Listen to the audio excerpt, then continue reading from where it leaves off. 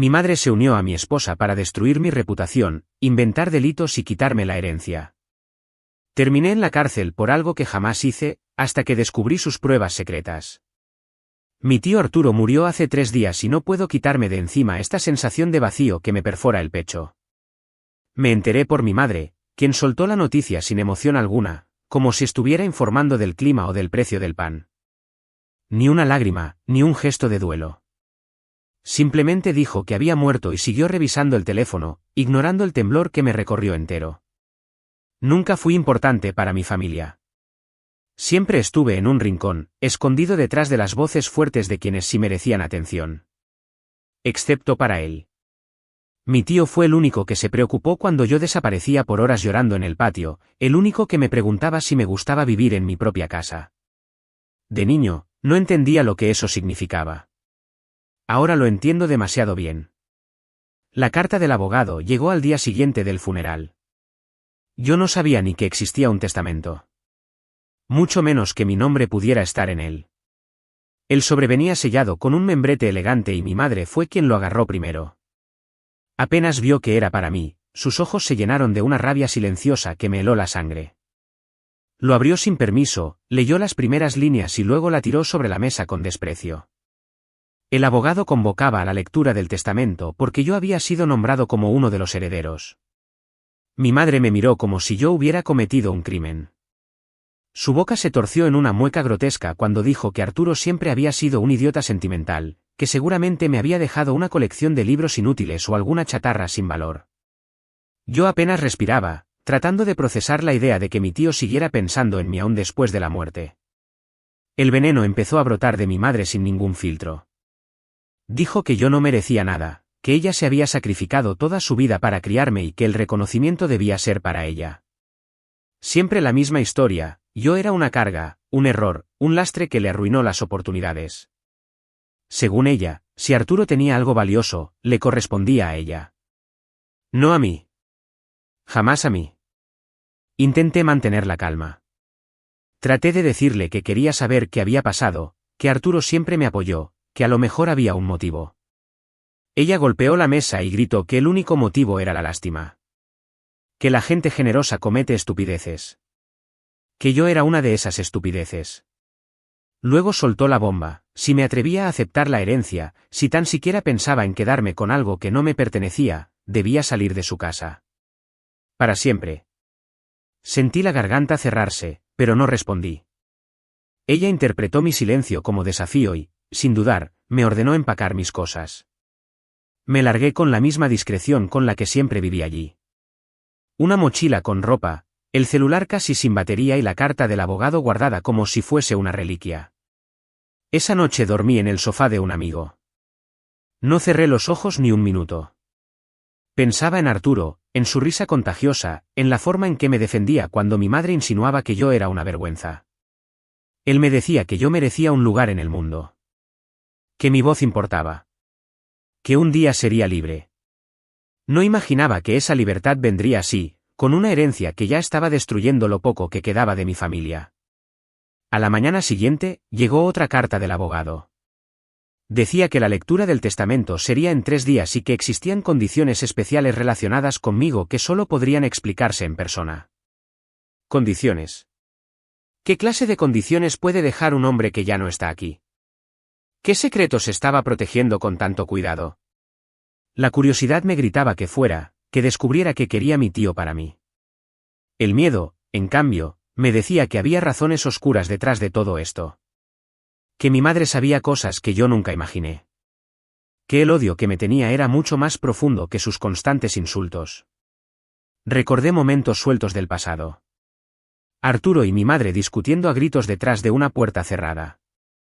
Él visitándome en la escuela sin avisar, preguntándome si estaba bien. Ella prohibiéndome verlo durante semanas después de esas visitas. Los silencios incómodos cuando preguntaba sobre él. Los cortes abruptos en las conversaciones familiares. El dolor se mezcló con una determinación nueva. Ya no tenía nada que perder. Mi madre me había desechado como si fuera basura. Arturo, incluso desde la tumba, parecía ser la única persona que seguía apostando por mí. Me juré que iría hasta el final. Que investigaría todo lo que él intentó proteger. Que no permitiría que mi madre me pisoteara más. Sabía que ella estaba furiosa. Sabía que no descansaría hasta quitarme lo que creía que era suyo. Lo que no sabía es que yo también tenía una furia acumulada, años de humillaciones enterradas bajo miedo y silencio. Algo dentro de mí estaba despertando. Algo que no se iba a dejar aplastar otra vez. Cuando cayó la noche y mi mente ya no podía seguir luchando contra sus propios monstruos, escuché la notificación del teléfono. Un correo del abogado.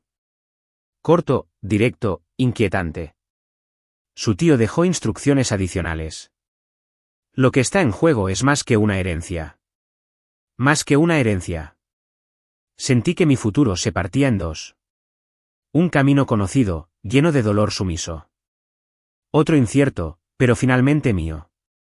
No estaba preparado para la verdad. Nadie lo está cuando la verdad implica destruir todo lo que conoció.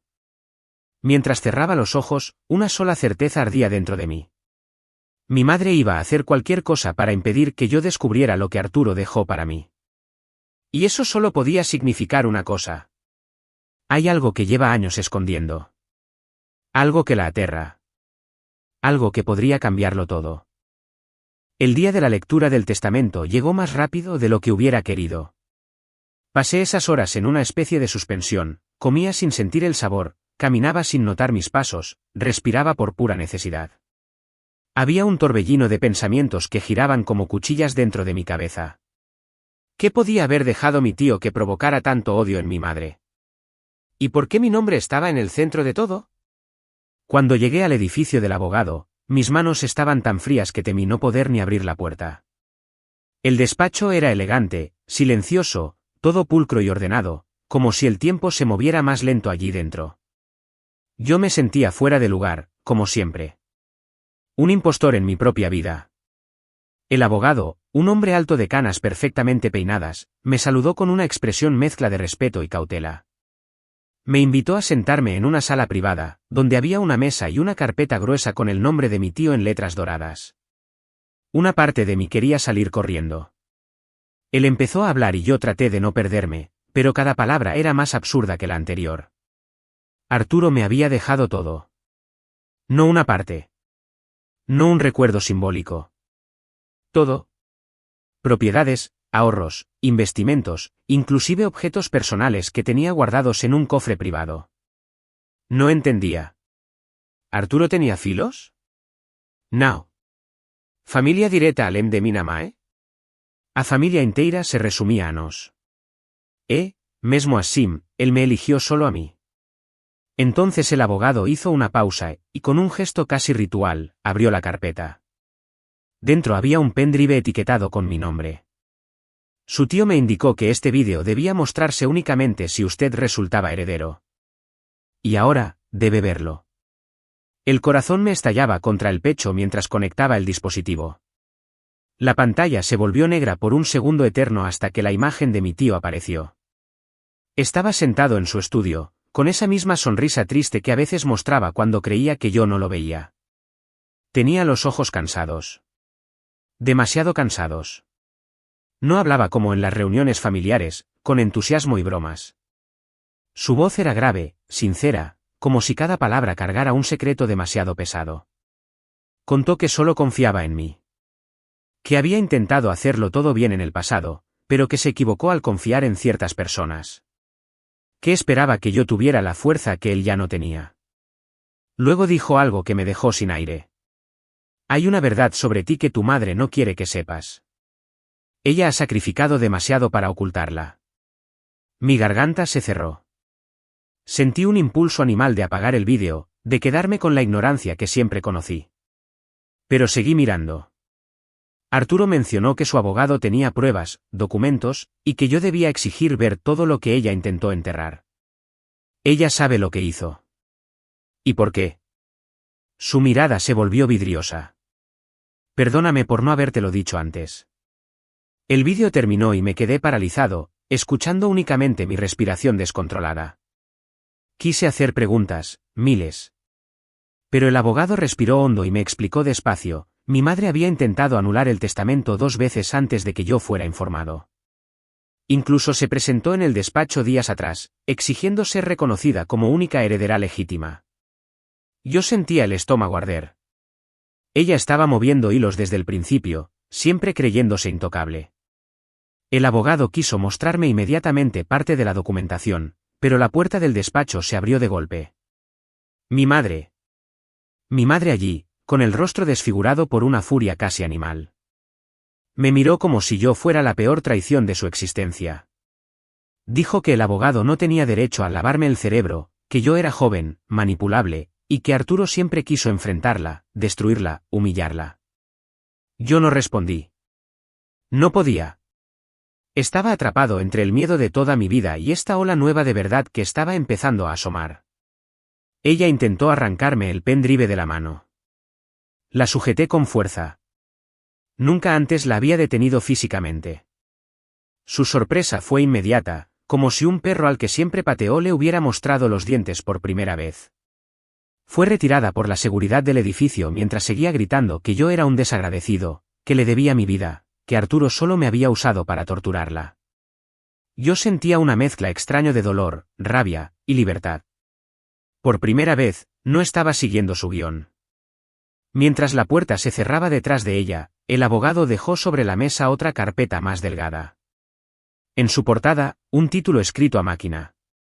Apropiación indebida y fraude, caso Arturo G. La piel del cuello se me erizó. Mi madre estaba bajo investigación. La policía había reabierto un caso por inconsistencias financieras y desvío de dinero que pertenecía a mi tío. Nada era casualidad. Nada venía del amor que ella decía sentir. El abogado me observó con una seriedad que me perforó. Dijo que las pruebas indicaban que ella había comenzado a robar dinero de Arturo años atrás, que él había tratado de perdonarla por amor familiar, pero que todo se descontroló. Para protegerme. Para proteger algo que yo no sabía de mí.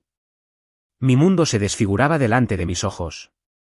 Me levanté de la silla con la intención de irme, de respirar, de no desmayarme allí mismo. Y justo entonces, el abogado dijo algo que me dejó paralizado. Antes de irse, hay un último detalle. Su tío afirmó que este testamento no es solo una herencia. Es una confesión. Una señal. Una protección. Su madre amenazó con revelar quién es realmente su padre si usted continuaba adelante. Sentí que el suelo desaparecía bajo mis pies. ¿Mi padre? Siempre creí que era aquel hombre ausente, casi un fantasma del que mi madre apenas hablaba y siempre con fastidio. Nunca imaginé dudas sobre mi origen. Nunca pensé que hubiera un secreto ahí. Mi sangre se volvió fuego. Mi tío lo sabía. Mi madre lo ocultó. Y ahora lo usaría como arma para destruirme. Mi corazón golpeaba tan fuerte que me dolía respirar. Me sostuve en la mesa para no caer. El abogado me miró fijamente. Hay algo que ella teme que usted descubra. Algo que Arturo intentó revelar, pero no alcanzó a decir en ese vídeo. Ese algo ahora rugía como un monstruo encerrado detrás de una puerta que estaba a punto de derrumbarse. Me quedé quieto, sin voz, mirando el pendrive como si quemara. Mi vida entera estaba construida sobre una mentira. Una que, ahora, comenzaba a desmoronarse. Mi madre siempre fue cruel. Nunca imaginé que lo era por miedo. Miedo a que yo supiera la verdad. La forma en que ella torció las palabras fue tan absurda que me quedé paralizado por unos segundos. Según su versión, yo la había traicionado. Yo la había abandonado en el peor momento. Yo había usado a su mejor amiga solo para lograr un divorcio más rápido. Esa fue la historia que ella sembró en sus amigas, en sus colegas, en su madre, en su hermana. Y yo ni siquiera sabía que estaba siendo acusado. Mis padres me llamaron preocupados. Hijo, ¿qué hiciste? Me dijo mi madre con voz temblorosa. No supe qué responder. Todo lo que yo había hecho era tratar de ayudarla. Pero la verdad deja de importar cuando alguien está desesperado por no perder. Ella necesitaba una narrativa que la hiciera ver como la víctima. Y yo encajaba perfectamente como el villano. Entonces, la presión empezó a escalar. Mensajes incómodos en mis redes. Cobarde. Esperaba más de ti. ¡Qué decepción eres! Hasta mis amigos del trabajo comenzaron a actuar raro a mi alrededor. Sentía que todos sabían algo sobre mí excepto yo. Me observaban como quien analiza a un sospechoso de un crimen. La culpa, esa vieja enemiga, comenzó a comerme por dentro. Por momentos me preguntaba si realmente había hecho algo terrible sin darme cuenta. Si tal vez yo merecía todo eso. No podía evitar recordar cada escena de mi matrimonio. Los silencios que duraban días. Las discusiones donde me preguntaba si yo tenía la culpa de sus reacciones. Los insultos disfrazados de broma. Su necesidad de controlarlo todo, cómo me vestía, qué comía, con quién hablaba. Yo me repetía que todo era por amor. Que todos los matrimonios eran así. Que el problema era mi incapacidad de darle tranquilidad. Ella se aprovechó de esa parte frágil de mí. Sabía que si me atacaba por ahí, me destruiría. El golpe final llegó cuando recibí un mensaje de un número desconocido. No te acerques más a ella. Te vamos a denunciar. Mis manos temblaban mientras leía. Mi corazón se hundió en un océano de miedo puro. ¿Denunciarme? ¿De qué? ¿De existir? Corrí a su casa. Quería hablar con ella. Quería entender qué estaba pasando. Y sí, lo admito, quería pedirle perdón, aunque no supiera por qué. Cuando llegué, su coche no estaba.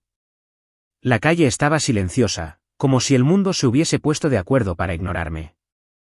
Me quedé esperando afuera, sujetando mi teléfono como si fuese un salvavidas. Una vecina me miró con desconfianza mientras entraba a su casa. Me sentí como un intruso en una vida que yo había construido junto a ella. Entonces, recibí un audio de mi ex. Aléjate de mí. Ya hablé con la policía y no dudaré en usarlos. Si vuelves a acercarte, te acuso de acoso. La pantalla brillaba, la voz de ella sonaba tan firme, tan segura, tan fría. Era como si yo fuese un extraño. O peor, un enemigo. Ese día fue cuando entendí que mi versión de la realidad no le importaba a nadie. Ella había lanzado la primera piedra. Yo solo estaba intentando esquivar la avalancha. Mientras caminaba de vuelta a mi casa, sentí que la ciudad se había vuelto hostil. Que cada rostro desconocido podía juzgarme. Que cada mensaje que recibiera podría derribar lo poco que quedaba de mí. Me repetí en silencio, una y otra vez. Yo solo intenté ayudarla. Pero ya nadie quería escuchar mi parte. La historia ya estaba escrita.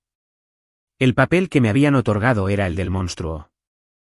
Y la peor parte fue aceptar que mi ex no tenía intención de soltar esa versión. Porque si lo hacía, toda la culpa que estaba enterrando, saldría a la luz. Juro que no estaba preparado. Ni aunque alguien me hubiera advertido del destino que venía directo hacia mí. Porque uno nunca imagina que la persona que más te conoce será la misma que te dé la puñalada más profunda. Fue de noche. Siempre es de noche cuando todo se desmorona. La oscuridad parece ser cómplice de las tragedias. Yo estaba sentado en el sofá, mirando la televisión sin verla. El sonido no lograba tapar el ruido de mis pensamientos, esas voces internas que gritaban que todo estaba saliendo mal, que mi vida se estaba volviendo una pesadilla sin que yo pudiera despertar. Entonces sonó el timbre. Esa campanilla inocente que, en ese momento, sonó como una sentencia. Al abrir la puerta, me encontré con dos policías. Sus rostros serios, sus manos en los cinturones como si yo fuera peligroso. Uno de ellos rompió el silencio. Usted es Marcos. Asentí, necesitamos que nos acompañe. Mi corazón comenzó a golpear mi pecho con fuerza. Pregunté qué pasaba, pero la respuesta fue un muro seco. Recibimos una denuncia por acoso y amenazas. Sentí el piso temblar. Los policías entraron para registrar mi casa. Revisaron todo, como si buscaran explosivos o un cadáver escondido debajo de mi cama. Mi dignidad se cayó al suelo cuando un vecino pasó por el pasillo y nos vio. Su mirada fue un juicio silencioso. Yo quería gritar que era inocente, pero mi voz estaba aprisionada en la garganta. Me esposaron. El sonido del metal cerrándose alrededor de mis muñecas retumbó en mi alma. Nunca había sentido tanta vergüenza. Ni tanta desolación. En la comisaría me sentaron en una silla rígida. Me preguntaron sobre mensajes, llamadas, visitas. Cada cosa que dije parecía empeorar mi situación. Yo insistí en que solo quería hablar con ella. Que jamás le haría daño. Que la amaba. El policía anotó su obsesión en su libreta. Yo lo vi con mis propios ojos. Ese fue el instante exacto en que comprendí que ella había construido un monstruo perfecto usando mis emociones contra mí. Me retuvieron toda la noche. El frío del calabozo se metió en mis huesos. El silencio de los otros detenidos era más cruel que cualquier palabra. En mi mente solo había una pregunta. ¿Cómo llegamos a esto? Intenté buscar respuestas en los recuerdos.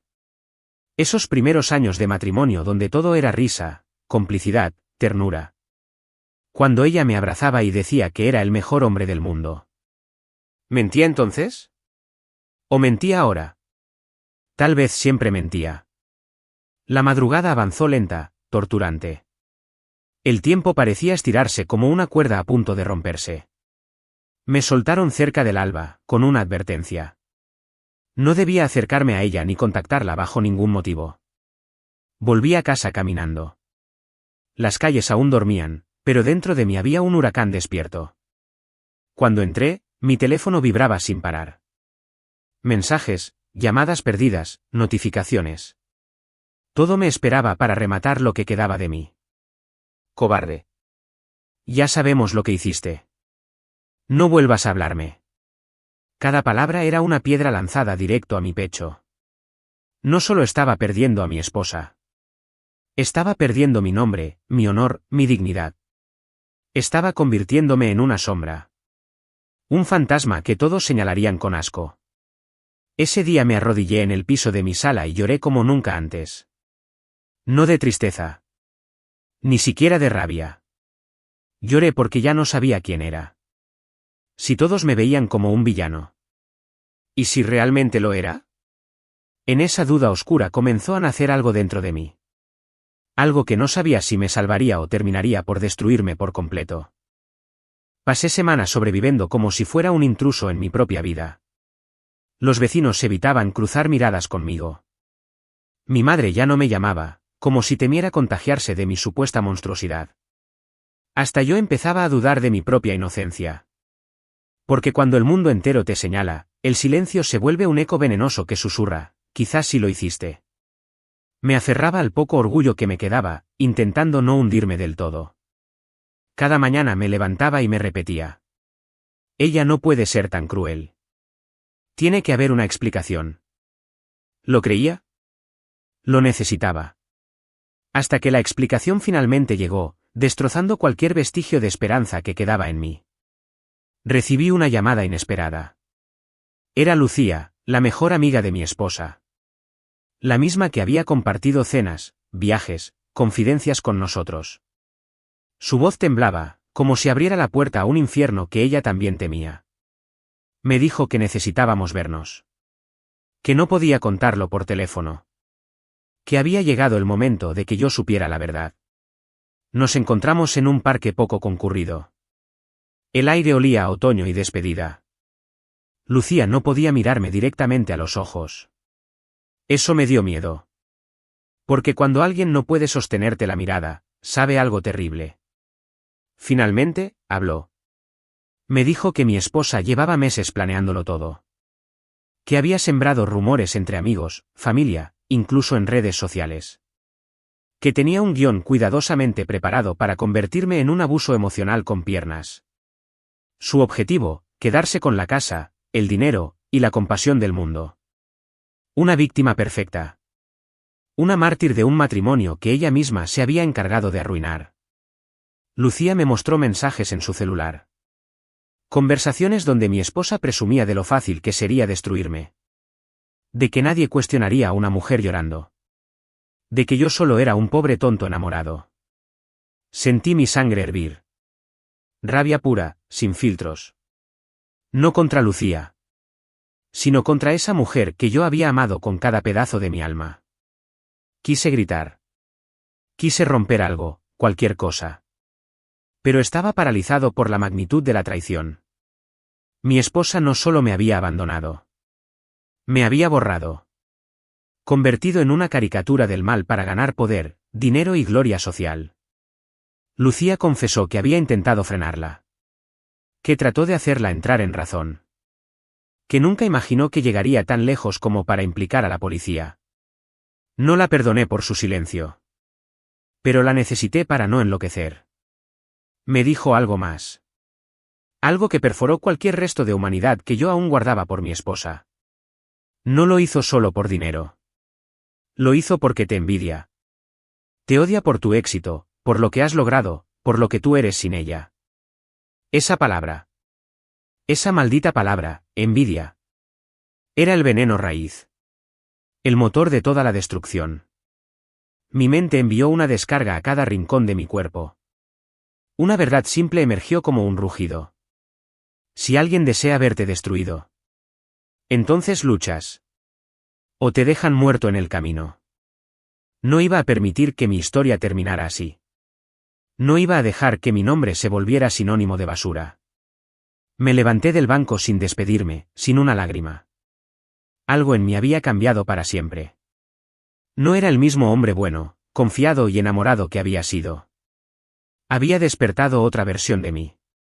Una que sabía exactamente lo que quería. Venganza. Justicia. Y recuperar mi vida. Porque si iban a pintarme como un villano, entonces yo sería el villano de su peor pesadilla. Antes de irse, Lucía me detuvo.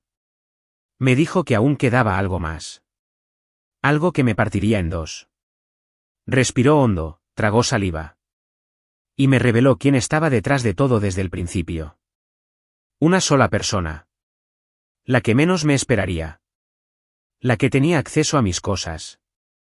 La que se beneficiaría si yo desaparecía como hombre, como esposo, como ser humano.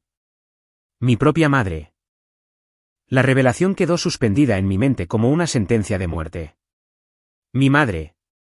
La mujer que me dio la vida. La que siempre decía que yo era su orgullo. La que me abrazaba como si me protegiera del mundo. Resultó ser el lobo que yo mismo alimenté. Caminé de regreso a casa sin sentir mis piernas. Mi respiración era un fuego que quemaba desde dentro. Una mezcla imposible de rabia, decepción y lágrimas contenidas que amenazaban con desbordarse. Intenté no creerlo.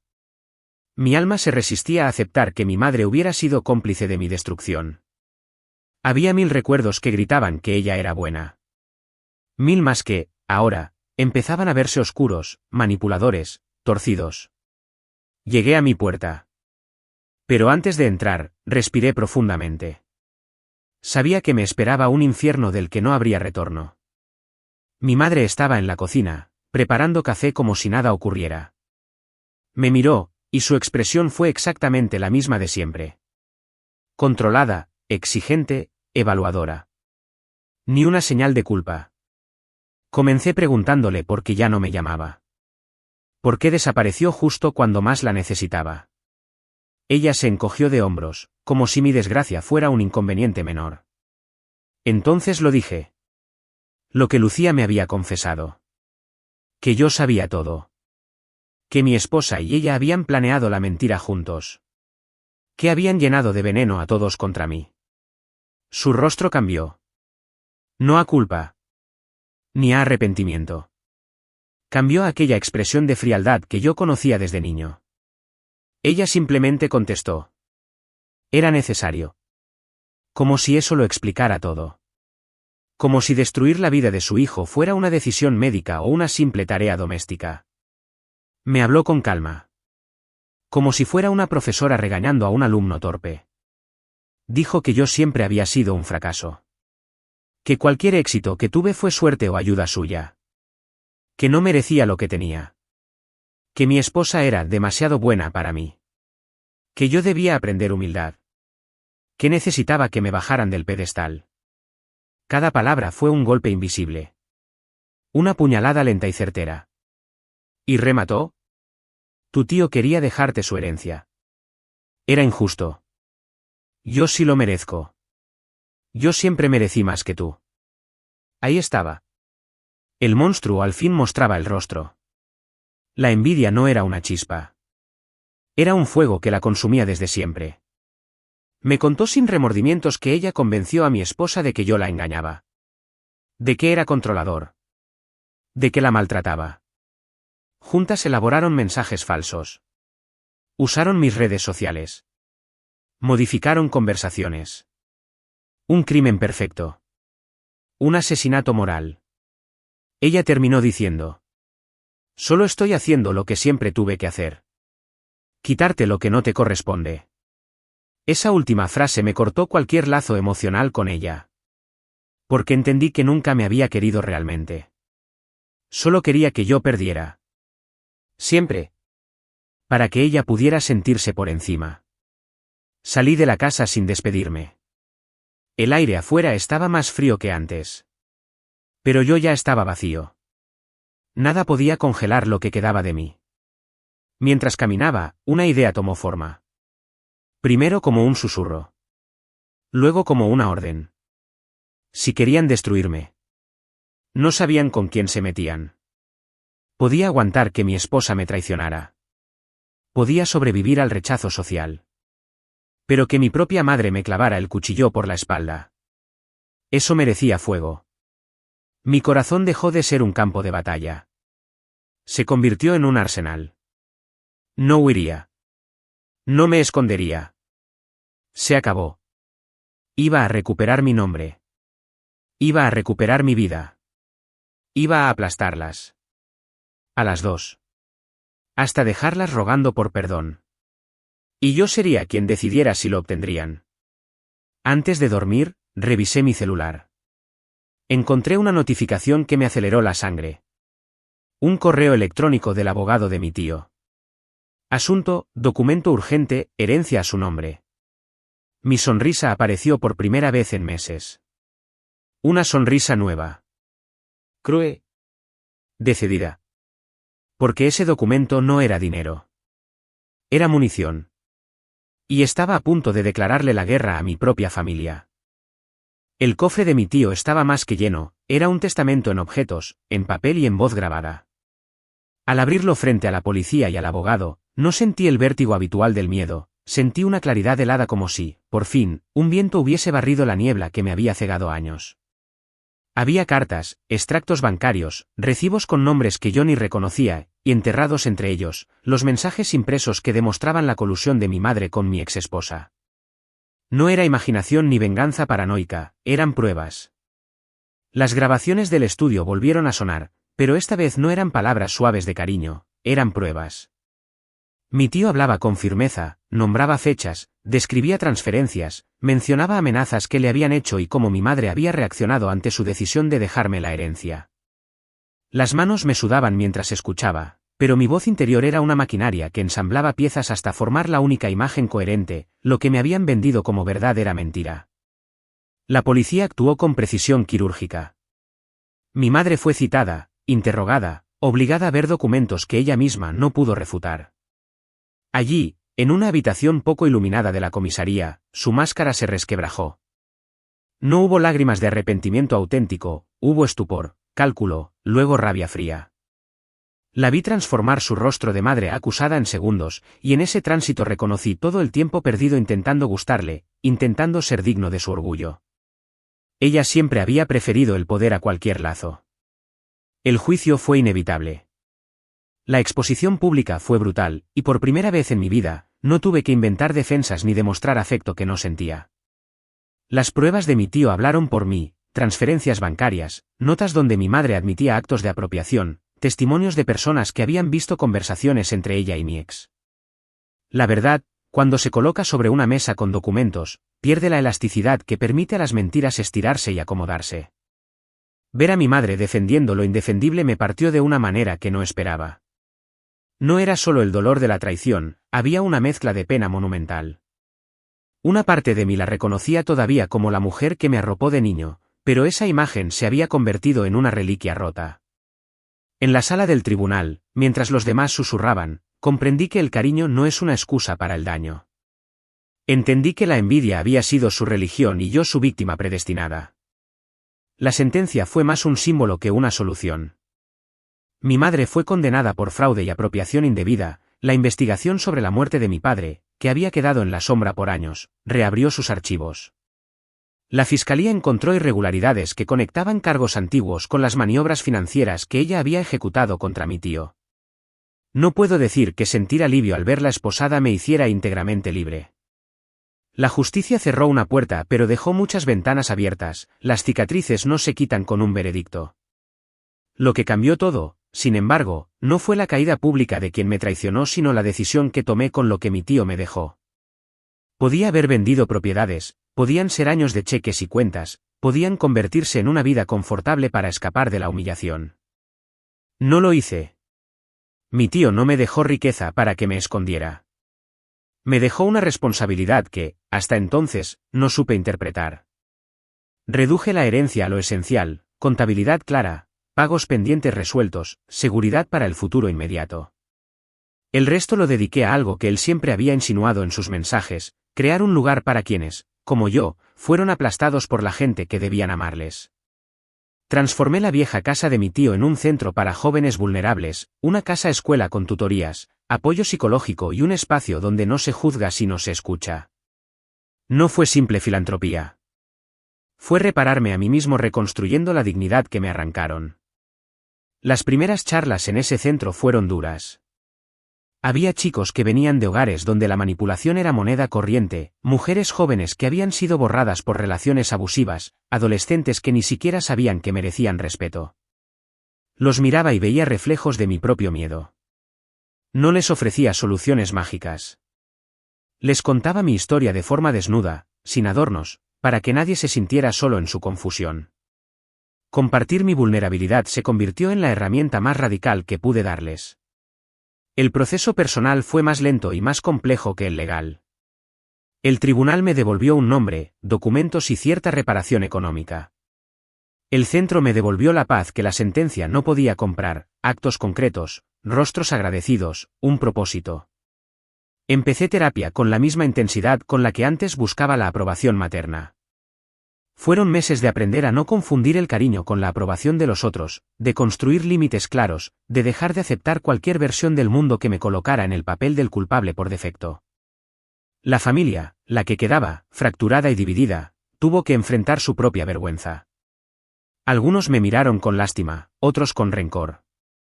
Aprendí que la reparación no implica que todos vuelvan a tu lado. Se gana la paz cuando uno decide no depender de la mirada ajena para validar su existencia. En las noches, cuando la casa del centro quedaba en silencio, me sentaba en el porche y dejaba que el aire me devuelva algo parecido a calma. A veces, la culpa mordía por instantes, por no haber pedido ayuda antes, por haber confiado ciegamente, por no haber visto las señales que estaban ahí. Pero la culpa se fue transformando en responsabilidad, si había sobrevivido, era para ayudar a otros a no caer en la misma trampa. La última vez que vi a mi madre, fue una visita breve, con barrotes de por medio. Ella me miró y, por primera vez, sus ojos no pidieron perdón ni victoria, buscaron reconocimiento, algo que nunca le di y que tampoco debo darle ahora. No hubo reconciliación. No hubo abrazo. Hubo, en cambio, el cierre de un ciclo enfermo. Moví la cabeza una sola vez y me alejé sin remordimientos ni resentimientos que me consumieran. Era la libertad que había comprado con dignidad y esfuerzo. Mi tío me dejó más que bienes. Me dejó la oportunidad de romper una cadena. A veces la herencia no es solo dinero, es la posibilidad de levantar lo que otros quisieron tumbar.